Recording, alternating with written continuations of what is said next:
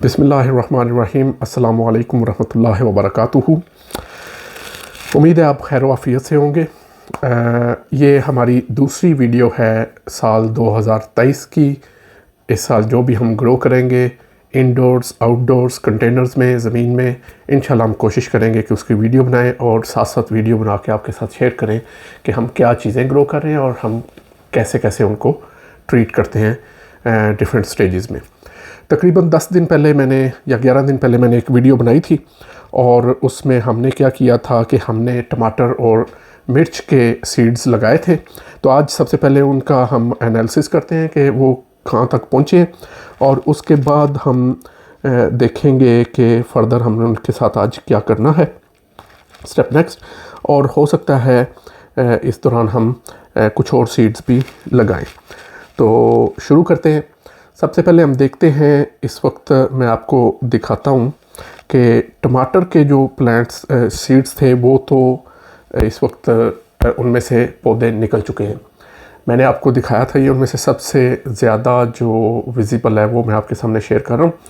मैंने आपको बताया था कि मैं फ़ी पॉट एक से ज़्यादा सीड्स लगाता हूँ और फिर बेस्ड ऑन कि उनमें से कितने ग्रो करते हैं तो सिर्फ एक को हम लेके आगे चलते हैं, बाकी को हम डिस्कार्ड कर देते हैं। और जोन सा हमने जिसको हमने कंटिन्यू करना होता है वो यूजुअली सबसे जो स्ट्रॉन्ग लुकिंग होता है या जो सबसे हेल्दी लुकिंग होता है उसको कंटिन्यू करते हैं और दूसरे को हम डिस्कार्ड कर देते हैं।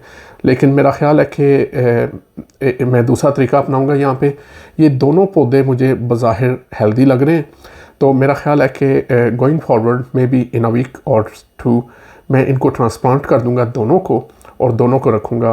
रखना क्या है, मुझे तो एक सर्टन नंबर ऑफ़ प्लांट्स चाहिए और उससे बाद जो एक्स्ट्रा होंगे उनको मैं ज़ाहिर है पूछ लूँगा अपने दोस्तों वगैरह से और उनके साथ मैं शेयर करूँगा जो और ग्रो करना चाहें। एक ये पॉट था, इसमें देखें ये इसके तो 2 लीव्स निकल आए हैं, लेकिन ये बाकी जो दो प्लांट्स और हैं ये अभी उस तरह से स्प्राउट नहीं हुए, तो शायद इनको डिस्कार्ड करना पड़े। तो ये आपको प्लांट की जो शक्ल है वो इटसेल्फ बता देती है कि which one is healthy. Basically अगर जो इतना स्ट्रॉन्ग नहीं भी लग रहा, थोड़ा सा वीक भी लग रहा है, ग्रो वो भी करता है, लेकिन अगर आपने कोई इसमें से चूज़ करना हो, यानी if you have to make a choice, तो फिर आप डेफिनेटली जो ज़्यादा खूबसूरत लग रहा है, ऑब्वियसली वो हेल्दी लग रहा है अपनी शक्ल से, आप उसको रखते हैं और दूसरे को डिस्कार्ड कर देते हैं। तो ये थी अपडेट। मैंने 1 2 3 4 5 पॉट्स में मैंने लगाए थे टमाटो के सीड्स और 5 के 5 में एटलीस्ट 2 प्लांट्स जो हैं वो ग्रो कर रहे हैं इस वक्त। और उनमें से काफ़ी सारे, यानी अगर ये टोटल 10 है तो लेट्स से 7 और 8 ऑफ देम जो हैं वो हेल्दी हैं और वो शायद हम रखना चाहेंगे। तो मैं अब ऑफलाइन इसको देखूंगा कि मेरे दोस्तों में से किसी को अगर कोई चाहिए तो मैं उसके लिए इसको ट्रांसप्लांट करके अलहदा से उनको दूंगा जब अप्रोप्रिएट टाइम आएगा। तो अभी नेक्स्ट वीक मैं इसको इसके अंदर ही सेम पॉट के अंदर ही ग्रो होने दूंगा और इसको मैं अभी कोई फूड भी नहीं दे रहा। ये पॉट आपको इस साइज़ से अंदाज़ा हो रहा होगा कि ये literally very small pot of this size. तो इसके बाद इससे थोड़े से बड़े पॉट में हम ट्रांसप्लांट करेंगे जब हम इनको सेपरेट करेंगे और उसमें हम शायद फिर इसको फूड भी देनी शुरू करें, लिक्विड फूड। ये तो था अपडेट टमाटो प्लांट्स पे के बारे में। उसके साथ हमने चिली के भी सीड्स लगाए थे और वो मैंने ये अब सेपरेट ट्रे जो है इसके अंदर मैंने रखे हुए हैं। ये मैं आपको दिखा सकता हूँ, आपको वो सीड सेंटर में नज़र आ रहा होगा। ये ग्रो नहीं किया अभी तक और नेकेड आई से मैं अगर देखूं तो ऐसा तो लग रहा है कि वो थोड़ा सा सीड ओपन हो रहा है, लेकिन अभी उसमें से कुछ निकल नहीं रहा। तो मुझे नहीं पता इसकी असल वजह क्या बनी। एक तो मैंने ज़िक्र पहले भी किया था कि जो सीड है वो काफ़ी पुराना है, तो ये भी एक वजह हो सकती है। ये मैं अगर इस सीड को मैं गौर से देखूं, आपको वीडियो में शायद उतना क्लियर नज़र ना आए, लेकिन इसमें से मुझे नज़र आ रहा है कि उसका तना निकल रहा है। तो एक तो ये हो सकता है कि it's just taking little bit more time. उसकी वजह मुझे पता है कि क्यों। एक मैंने आपको बताया था कि ये पुराने सीड्स हैं, इनका जर्मिनेशन रेट 100% हो सकता है, ना होगा, लेकिन ऐसा नहीं है कि ये जर्मिनेट होंगे ही नहीं। लेट्स से हर तीसरा सीड जर्मिनेट हो जाएगा। तो इसी वजह से मैंने 2-2, 3-3, एक पॉट में लगाए थे। एक वो वजह है। दूसरी वजह मैं आपको भी दिखा सकूं तो मैं आपको दिखाता हूं कि मैंने हमेशा से पिछले 5, 6, 7 साल से, जब से मैं ग्रो कर रहा हूं, मैं ये जो विंडोज़ की शेल्फ़ है, इसको यूज़ करता हूं मैं एज ए प्लेस जहाँ पे मैं इन अपनी चीज़ों को रखता हूँ, पॉट्स को। आम तौर पे पिछले साल तक मेरे घर में हीटिंग जो विंटर में थी इतनी अच्छी थी कि मैं इसको हाथ लगाता था तो मुझे वार्मथ फील आती थी, ये गर्म रहता था, गर्म लगता था। लेकिन अब ये ठंडा होता है। तो एक तो ये वजह है कि जो रिक्वायर्ड अमाउंट ऑफ हीट है, मुझे लगता है सीडलिंग को वो नहीं मिली, इसलिए स्प्राउट होने में थोड़ा सा टाइम लग रहा है। तो अब मैं क्या करूँगा, मैं ये करूँगा कि एक तो मैं शायद इस वीडियो के बाद या अगले वीक में किसी दिन 1-2 दिन और वेट करके मज़ीद सीड्स लगाऊं। दूसरा मैं ये करूँगा कि अभी मैं इनको पानी दे के, तो इनको घर में जो सबसे गर्म जगह मुझे लगेगी उसमें मैं इसको रखूँगा। अच्छा, अब एनर्जी चूँकि काफ़ी एक्सपेंसिव है आजकल, एक हीट मैट भी मिलता है जिसको इलेक्ट्रिसिटी से हम गर्म करते हैं, वो इसके नीचे रखा जा सकता है, लेकिन मैंने पिछले सालों में वो यूज़ नहीं किया और मुझे नहीं लगता कि मैं इस साल भी वो यूज़ करूँगा। तो ये 2-4 चीज़ें मैं करूँगा। इसके साथ एक और चीज़ मैं करने लगा हूँ, वो है पेपर टॉवल मेथड। उसमें हम क्या करते हैं, उसमें हम ये करते हैं कि एक पेपर टॉवल लेते हैं, जैसे ये मैंने लिया, और मैं थोड़ा सा इनको साइड पे करूँ ताकि ये नज़र आ सके। अब इसमें मैं रखूँगा वो वाले सीड्स जो हमने जर्मिनेट करने हैं और जो जर्मिनेट नहीं हो रहे, ये सब्ज़ मिर्च के जो थे। तो चूँकि ये सारी चीज़ ये है कि मैं वक्त भी बचाना चाहता हूँ, मैं बार बार ट्राई नहीं कर सकता कि हर दफ़ा एक हफ़्ता मैं वेट करूँ सीड का, उसके स्प्राउट होने का, वो नहीं हो तो फिर दोबारा लगाऊँ। तो हम पैरेलल में एक से ज़्यादा चीज़ें ट्राई करते हैं। तो ये मैंने मिर्च के चंद एक सीड्स ले लिए। अब मैं इसको ऐसे फोल्ड करता हूँ और इसके ऊपर मैं, ये वाटर बॉटल है मेरे पास, पानी को स्प्रे कर देता हूँ। ये गीला हो जाए, फुल गीला ना हो, बस इतना कि वो उसमें नमी आ जाए। अब इसको मैं, ये एक ज़िप वाला बैग है मेरे पास जो एयर टाइट हो जाता है, इसके अंदर मैं इसको रख दूँगा। और ये मैं किसी गर्म जगह पे, जहाँ पे टेम्परेचर 20+ डिग्री हो, 25, 26 हो तो ज़्यादा बेहतर है, वहाँ रखूँगा। इसको मैं ऊपर से सील कर देता हूँ। ये मैंने सील कर दिया है। सील करने की वजह यह है कि जो नमी है, जो हमने अभी इसके ऊपर पानी का स्प्रे किया है, वो इसके अंदर रिटेन रहे। तो ये काम मैंने इसके लिए किया है, नमी रिटेन रखना और इसको वार्मथ देना। इंशाल्लाह जब ये स्प्राउट करेंगे इस पेपर टॉवल के अंदर, तो जब हम इनको मिट्टी में ट्रांसप्लांट करेंगे तो वो भी हम उसकी वीडियो बनाएंगे। आज हम सिर्फ इसको एक साइड पे रख रहे हैं, जैसे मैंने आपको कहा मैं इसको किसी गर्म जगह पे रखूँगा बाद में। दूसरी चीज़ जो आज मैंने करने का सोचा था वो ये कि वैसे तो मैं आउटडोर ग्रोइंग करता हूँ और उसके लिए मैं प्रिपरेशन इंडोर करता हूँ, लेकिन इस साल मैं ये सोच रहा हूँ कि मैं अपने घर के अंदर भी एक कोकम्बर का प्लांट ग्रो करूँ। तो कोकम्बर का प्लांट जो है, इसको स्पेस तो चाहिए होती है कि ये, इसके लीव्स भी साइज़ में बड़े होते हैं, प्लस ये क्लाइंबिंग प्लांट होता है। हम आपको व्यू कराएंगे जब ये ग्रो करेगा, लेकिन मैं सोच रहा हूँ कि मैं ये थोड़ा सा चैलेंज ये लूँ। बच्चों वाले घर में थोड़ा सा ट्रिकी होता है। तो एक हम इसको स्वीडिश में कहते हैं वैक्सहusgurka, यानी ग्रीन हाउस के अंदर उगाने वाला जो कोकम्बर है वो। तो इसकी मैं सीडलिंग स्टार्ट करूँगा। ऑल्दो जो मैंने बाहर ग्रो करने हैं उनकी सीडलिंग मैं लेट स्टार्ट करूँगा, अभी हम जनवरी में हैं। लेकिन इसका जो सीड है कोकम्बर का, ये जो लोग न्यू भी हैं वो इससे फेमिलियर होंगे इस सेंस में कि ये सीड जब आप कोकम्बर को कट करते हैं तो उसके अंदर ये सीड्स समटाइम्स आपको, अगर आपने गौर किया हो तो इस शेप का सीड नज़र आता बेसिकली खरबूजे का जो मेलन है उसका सीड की भी शेप यही होती है।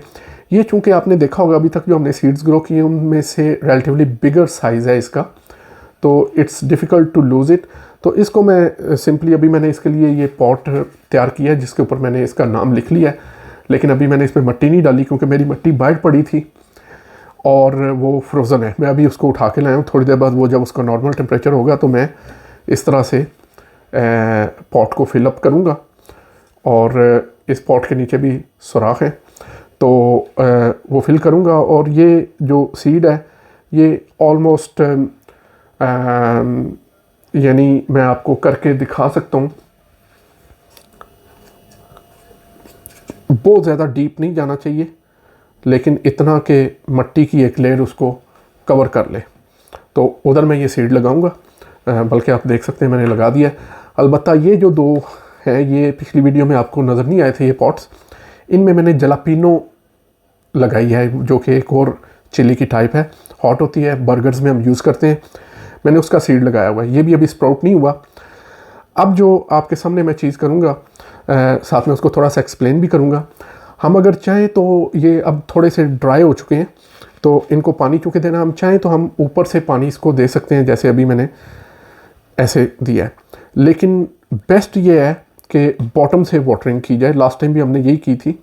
मैंने ट्रे में पानी डाल दिया इतना कि वो उनके पेंदों को टच कर रहा हो और ये जो मिट्टी है इनके अंदर और नीचे जो सुराख हैं उससे ये पॉट्स की जो मिट्टी है वो उस पानी को एब्जॉर्ब कर लेगी और ये ज़्यादा देर नमी उसके अंदर रहेगी। तो सीडलिंग में इवन छोटे जो नर्सरी होती है, छोटे प्लांट्स जो होते हैं उनमें हम ये बॉटम से जो वाटरिंग है ये करें, ये ज़्यादा कारआमद होती है।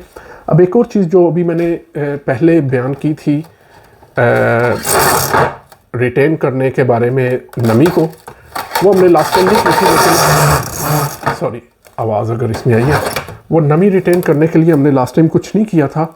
लेकिन अब मैंने आपके सामने जो सीड्स वाले जो ट्रे है वो अलहदा कर दिए और जिसमें प्लांट्स ऑलरेडी स्प्राउट हो चुके हैं वो अलहदा कर दिए, क्योंकि इन दोनों की रिक्वायरमेंट डिफरेंट है।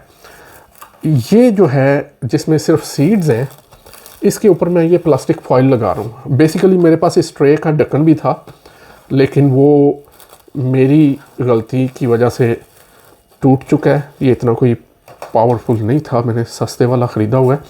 लेकिन आप अच्छा वाला ट्रे अगर ख़रीदें तो उसके ऊपर कवर होता है, वो कवर लगाएं तो ये नमी को रिटेन करेगा। अब चूँकि ये इतना एयर टाइट नहीं है तो इट्स फाइन, लेकिन अगर आपको प्लास्टिक एयर टाइट लगे तो इसके अंदर सुराख कर लें ताकि थोड़ी बहुत हवा भी उसके अंदर तक जा सके, एयर फ्लो भी हो सके, अदरवाइज़ ये नमी को रिटेन करेगा। इसको तो मैं ट्रे को रखूँगा जहाँ पर मुझे घर के अंदर जो है एक रिलेटिवली वार्म प्लेस मिली। अभी मुझे वो सॉर्ट आउट करनी है। हो सकता है मैं फ्रिज के ऊपर जो हमारी शेल्फ़ है उसको खाली करके रखूँ क्योंकि वहाँ पे काफ़ी गर्मी होती है। लेकिन ये जो ट्रे है जिसमें प्लांट्स ऑलरेडी सीड्स स्प्राउट हो चुके हैं, छोटे छोटे प्लांट्स हैं, आप ये देख सकते हैं कि ये वाला जो प्लांट है ये एक सर्टन डायरेक्शन में इसकी इस वक्त ग्रो कर रहा है।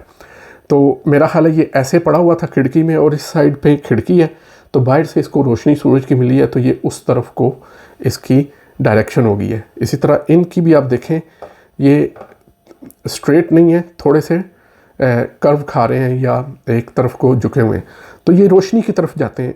और यही वो टाइम है जिस वक्त प्लांट्स को हवा पानी के अलावा रोशनी की भी ज़रूरत पेश आती है। तो चूँकि अभी स्वीडन में जहाँ हम रहते हैं अभी सूरज जो है वो इतना डेली ना तो निकलता है, अगर निकले भी तो दिन की जो लेंथ है वो इतनी ज़्यादा नहीं है, दिन इतने लंबे नहीं हैं, थोड़े टाइम के लिए सूरज निकलता है। और दूसरी ये चीज़ है कि बाहर हम प्लांट को अभी निकाल नहीं सकते क्योंकि बाहर सर्दी बहुत ज़्यादा है, 0 या -5 -4 डिग्री टेम्परेचर है, ये उसको सर्वाइव नहीं कर सकते। सो मैं पिछले चंद वर्ष से ये काम कर रहा हूँ। अगर मैं अर्ली ग्रो करूँ जो जैसे कि अभी है ये रियली अर्ली है, तो मैं ग्रोइंग लाइट्स का इस्तेमाल करता हूँ। ये मैंने कुछ साल पहले इकिया से ख़रीदी थी ये बल्ब्स, लेकिन ये जो लैंप है इसके अराउंड वो मैंने कहीं और से ख़रीदा था। बल्ब्स मैंने इकिया से ख़रीदे थे। अब इकिया ये वाली ग्रोइंग लाइट सेल नहीं कर रहा, तो ये काफ़ी एक्सपेंसिव होती हैं। ईबे वगैरह से आपको सस्ती मिल सकती है ग्रोइंग लाइट। तो मैं तो ये ग्रोइंग लाइट्स जो हैं वो यूज़ करता हूँ इंडोर, ताकि पौधों को बेसिकली उनको 6 घंटे की लाइट चाहिए होती है। ग्रोइंग लाइट के साथ वो 12 आवर्स उसको मिले कम से कम, तो वो अच्छा हेल्दी प्लांट जो है वो ग्रो करता है। आई स्टिल बिलीव कि ये ग्रोइंग लाइट्स भी शायद उतनी अच्छी नहीं है जितनी अच्छी अगर थोड़े से पैसे और ख़र्च किए तो हो सकती हैं, लेकिन चूँकि हम प्रोफेशनल ग्रोअर नहीं है तो मुझे नहीं लगता कि मैं इतने पैसे और मज़ीद ख़र्च करूँगा। कोई भी सस्ती ग्रोइंग लाइट लेके आपका गुजारा चल सकता है अगर आपने जनवरी, फरवरी या मार्च में ग्रोइंग स्टार्ट करनी है। और टमाटर और चिली का या इस क्लास के जो पौधे हैं उनके लिए हमें अर्ली सीडलिंग स्टार्ट करनी पड़ती है अगर हमने अच्छा उनसे फ्रूट लेना है। दूसरा तरीका फिर वही है कि आप end of the time nursery पे जाएं, पैसे पे करें और ऑलरेडी ग्राउंड अप प्लांट लें, लेकिन जो पौधे के साथ मोहब्बत आपकी इस तरह से डेवलप होगी वो शायद उस तरह से ना हो। तो एक ये 2-3 चीज़ें जो थी वो आज मैंने बयान करनी थी। और इसके अलावा ये है कि जैसे जैसे हम मज़ीद सीड्स लगाएंगे आपके साथ वीडियोस शेयर करते जाएंगे। आज मेरा ख़्याल है हमारे पास यही कुछ था आपके साथ शेयर करने को। जब अभी मैं कुछ पढ़ूँगा भी और कुछ आपके साथ शेयर भी करूँगा कि इंडोर जब हमने लॉन्ग टाइम के लिए प्लांट्स को रखना है तो उनको खुराक क्या देनी चाहिए। एक चीज़ मैं अर्ज़ करता चलूँ वो ये कि जो ये मिट्टी मैंने इसमें यूज़ की है, वैसे तो आप कोई भी मिट्टी प्लांट यूड या इस तरह से बाज़ार से लेके यूज़ कर सकते हैं, लेकिन मैं सीडलिंग लगाने के लिए हमारे यहाँ स्वीडन से मिलती है सो यूड के नाम से, छोटा पैकेट ग्रोसरी शॉप्स पे भी पड़ा होता है 15 लीटर वाला, तो वो काफ़ी होता है क्योंकि ये सिर्फ सीडलिंग स्टार्ट करने के लिए छोटे छोटे जो पॉट्स हैं उनमें ही हम यूज़ करते हैं इसको। तो इसके अंदर एक्चुअली वो वाले फूड इंग्रेडिएंट्स होते हैं जो प्लांट को पहले 6 से 8 वीक्स में रिक्वायर्ड होते हैं। और शुरू में प्लांट को ज़ाहिर है रूट्स के लिए और स्टेम के लिए और लीव्स के लिए उसको फूड बहरहाल चाहिए होती है पानी के अलावा भी, तो इसके अंदर वो चीज़ें मौजूद होती हैं। और एक्स्ट्रा जो फूड है वो हम बात करेंगे जब हम डालेंगे, और मैं कोशिश करूँगा कोई ऐसी फूड सॉर्ट आउट करने की जो कि इंडोर्स में यूज़ हो सकती हो और वो स्मेल भी ना करती हो और ऑर्गेनिक भी हो। इस इंफॉर्मेशन के साथ हमें इजाज़त दीजिए। अगली वीडियो तक के लिए इंशाल्लाह आपसे दोबारा मुलाकात होगी नेक्स्ट वीक में किसी दिन with more information and changes. हो सकता है हम प्लांट्स को ट्रांसप्लांट करने तक की बात करें, हो सकता है हम जस्ट आपसे वैसे ही कोई बात करें। तब तक के लिए इजाज़त दीजिए। अल्लाह हाफिज़।